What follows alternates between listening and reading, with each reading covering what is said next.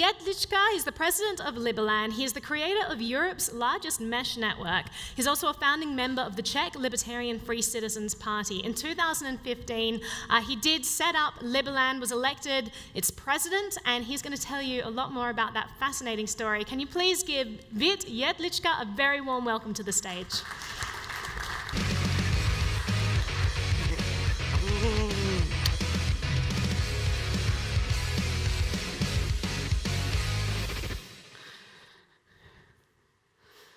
It's amazing to be here again at D10E, and it was a great event that Mike and his team helped us to organize some 2 weeks ago in Liberland, and I just wish I could play you the video, but maybe later on, maybe at the end of the conference. Liberland is a kind of a crazy idea. It's an idea about freedom. It's about self-sovereignty. It's really about decentralizing the existing state powers. And I was, for many years into that, I was always thinking how to bring more prosperity, how to bring more freedom to this planet.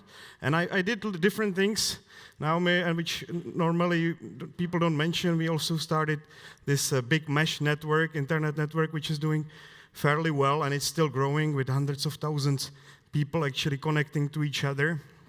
But once I decided there is much more space rather than building networks into building free spaces like Singapore, like Hong Kong, like Liechtenstein. But it was so hard to become citizen of one of these. But you could see how much benefit they create for their local regions and for the communities and for the world. And you can see how many big countries we've got here and how much taxes and unnecessary regulations are they bringing. So I was really on a mission from, let's say, 13 years old to bring about something new, some new country. It was always back in my mind.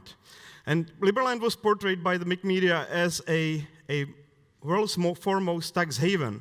And I don't like that. I would rather call Liberland a tax heaven, a place where not only the taxes are voluntary, but you also get something in return. And that's what I will be talking about.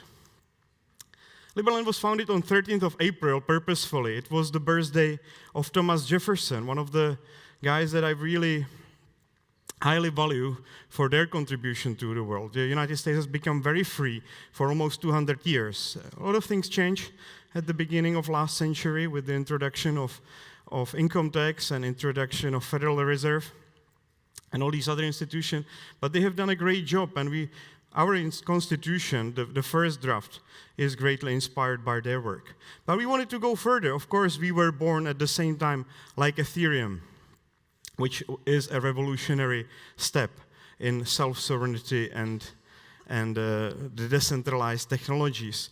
And we want to build our country and our systems on similar systems. What do you need to have a country? And if you are interested in legality of Liberland, I really recommend you to Google for Chicago Journal of International Law that examines our case. They look deeply into how is it possible that we were able to find the newest country on this planet. But I also remind you that you need 4 basic things in order to have a country. And this is where I would like to inspire others to follow some of these criteria to build their own countries, of course. You need a population, you need defined territory, you need government and capacity to enter into relations with other people. And let me just give you a short overview of how we are fulfilling these criteria. Now we've got almost 500,000 people registered for citizenship, with some 150,000 people as eligible future eligible citizens, which is, I think, fairly good if you compare it to countries like Malta or Iceland. We are actually already bigger than these islands in terms of potential citizenship. We've got a very nice piece of land. It's a beautiful 7 square kilometer between Croatia and Serbia. And we are the only country right now that registered this land and claims this piece of land. You can go to kadastr.ll.land on our national domain, and you can check exactly where it is. And this is how it looks on the Croatian cadastre maps. There is just white space, nothing. And if you look into Serbian cadastre maps, there is nothing as well, but Serbia has actually already claimed they don't mind creation of Liberland. It's not formed on their territory. And that's what made Liberland so special. It was one of the last pieces of land left unclaimed by any sovereign country. And we've got government, and it was a great event, again, 14 days ago. We were giving out the National State Award, which is the first-class merit. And we had the Minister of Finance, the first guy, Jan Purkrabek, Minister of Foreign Affairs, Thomas Walls, by the way, also a guy that was working on the Holbrooke administration as a US diplomat before, Bogi Wozniak, American entrepreneur, now Vice President, my First Lady, and we also had great guests and supporters, Mike, of course, on my left, but also Ivan Pernar, the last guy in the row, who is the third most popular politician in Croatia and who is directly supportive of what we are doing. Right now in the polls, they have reached 13% in ranking, which is, I think, fairly good support that we can get now in Croatian politics. And honestly, Croatia is the only problem that we are dealing with. It is, in a way, also not a problem, because what they're doing right now, they're protecting our borders against us, but against anybody else as well. And the only thing we need from them is basically to stop this overprotection and let us settle this piece of land peacefully.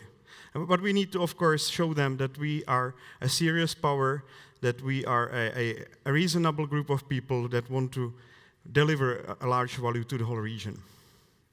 And we've got also Minister of Justice, Zorana Koromaza. But the more we are thinking about how our justice should be run, the more we are looking into decentralized technologies. We already partner up with a company called Kleros that is building a justice protocol. We want to be the first country where not only when you pay taxes you receive our tokens back, but you also become liable with these tokens to Liberland jurisdiction. And whenever there is a problem in Liberland, somebody sues somebody, we will have a randomly selected jurors that will, using blockchain, so everything will be tracked, make a decision, and they will, using private keys, be able to unlock people's balances and install justice within Liberland jurisdiction. And I think this could be very nice and competitive thing that Liberland could just become much more efficient than other existing jurisdictions where the court cases take years and years to solve, and when usually it is very hard to seek any justice. So I hope that in future people will turn to Liberland to resolve their disputes. We've got also a nice budgeting system. Our representative in Berlin has developed SwarmOps. So if you're running a company which is using a lot of crypto or using mainly crypto for their finances, look into SwarmOps. It's a great software for budget transparency. And this is Liberland Merit. Many coin collectors have already came up with different visualizations, and I'm always grateful that we've got so many people that are excited to help us. And we are preparing our own ICO. We already announced it during the Liberland D10E. Here are some basic parameters, but I don't have enough time, of course. Come to me and get more information if you're interested. The cool thing is that we already pre-organized that our token will be listed on 5 exchanges. And you can read all about it also in our white paper. We've got a great list of advisors, people that are pushing a blockchain technology to traditional government-oriented services, and we are trying to put everybody together to work on a single concept, how to put all the governance, of course, on blockchain.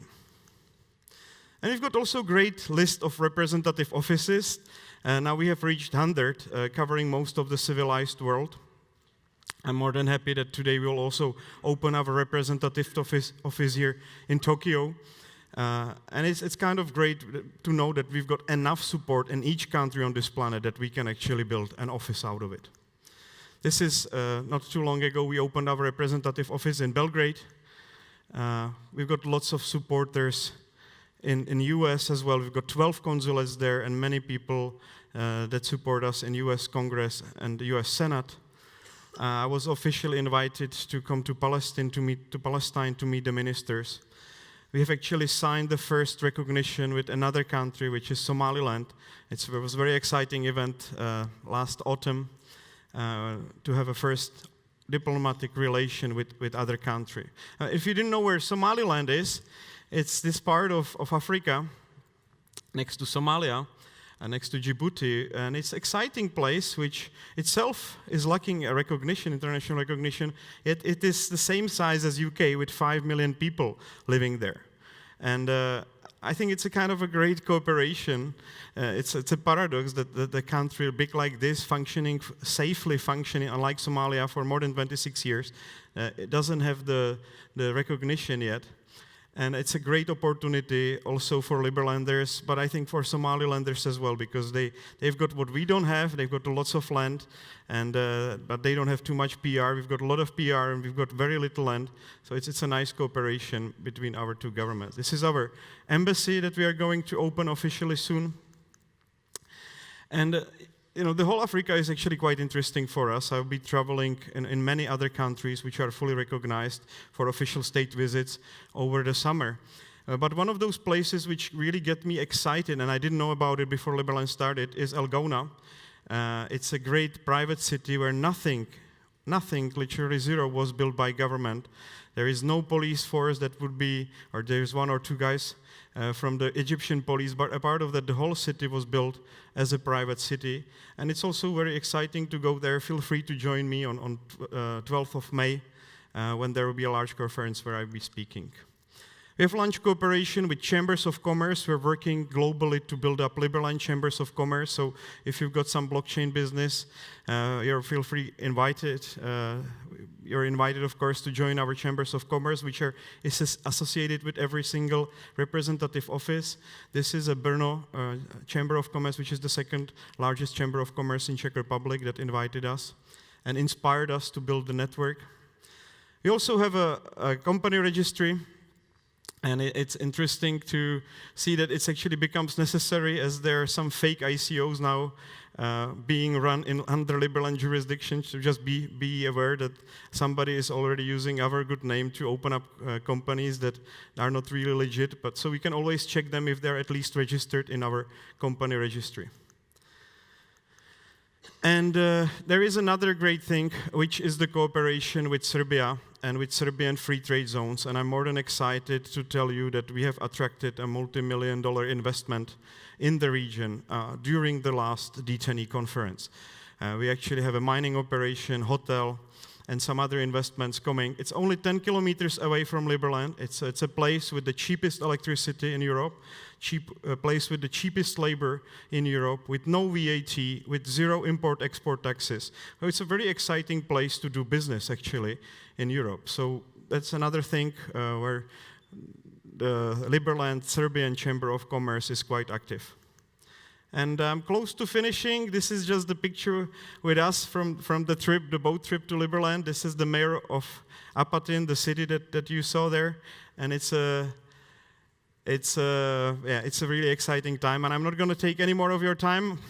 I'm not going to show you the Liber beer and other great stuff and other companies. But thank you very much for letting me present. It was a great pleasure.